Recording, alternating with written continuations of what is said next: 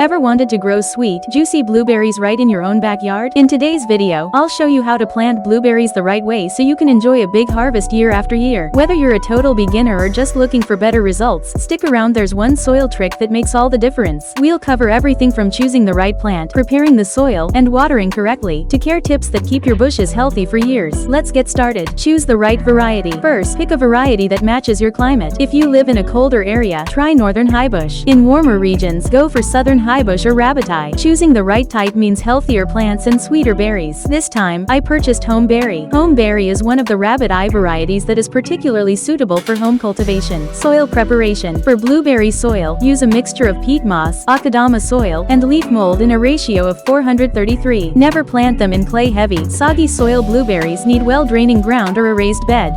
Planting. Dig a hole twice as wide as the root ball but just as deep. Gently loosen the roots, place the plant in the hole, and backfill with your acidic soil mix. Once you have finished planting, erect stakes and tie the blueberry seedlings to them with string.